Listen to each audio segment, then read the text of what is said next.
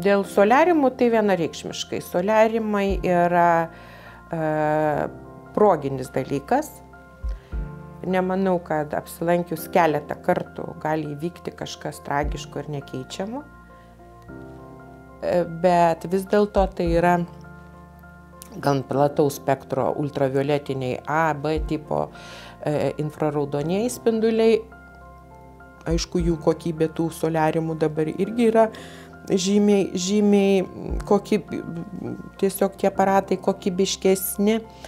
Tačiau kiekvienas pacientas jau čia turi, ne pacientas, o žmogus turi įvertinti rizikas ir nepiknaudžiauti tais dalykais, pasinaudoti progos atveju, kada reikia šiek tiek galbūt tos spalvos kažkuriai tai progai įvykus, bet tokius tamsiai rudus žmonės tiesiog matant viešuose vietose, nemalonu net akį norisi nukreipti, bet supranti juos kaip kažkokios tai specialybės atstovus, tarkime, pramoginių šokių šokėjai.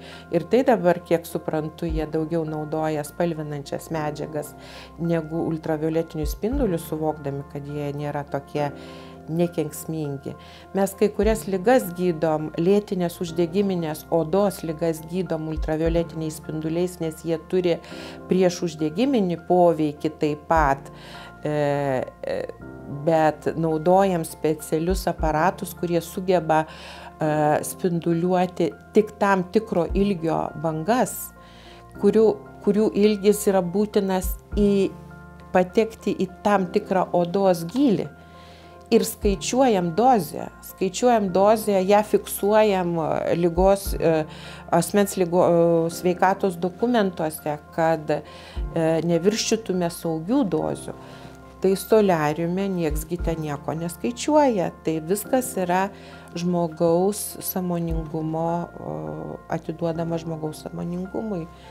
Tai va dėl soliariumų taip, tai dalykas, kuris nenužudo iš karto, bet neprotingai naudojamas, gali pakenkti ir stipriai.